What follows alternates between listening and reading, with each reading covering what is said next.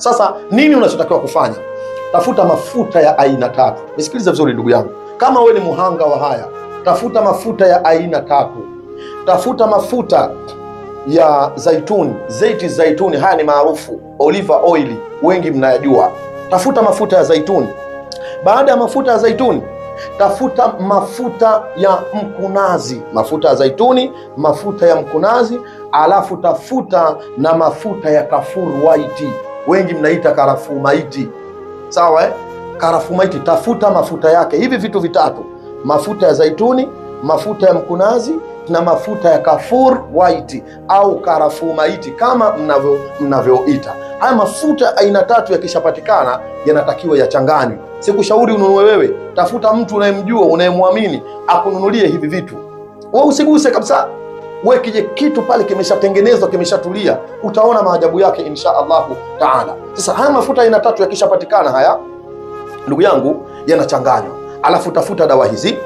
Tafuta dawa hizi, nisikilize vizuri. Tafuta msaka uchawi, ni dawa maarufu, ipo inapatikana. Tafuta msaka uchawi, ni dawa maarufu. Tafuta muosha fedha, ni dawa maarufu. Tafuta haltiti, ni dawa maarufu. Tafuta na kidonge kimoja cha karafuu maiti au kafur white. Sawa, hizi dawa nne: msaka uchawi, muosha fedha, haltiti na karafuu maiti. Tafuta hivi vitu vichanganywe kwa pamoja.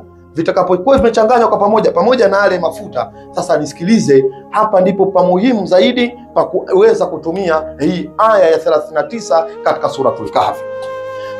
Ataweka pale, kama ni shekhe au kama ni mtu yoyote ambaye umemwamini, anaweza akakufanyia haya, alafu ataisomea hii aya kwa idhini yake Allah subhanahu wa ta'ala mara 717. Narudia tena, mara 717. Aya inasemaje? walaula iz dakhalta jannataka qulta ma sha Allah la quwwata illa billah in tarani ana aqalla min kamalan wa walada.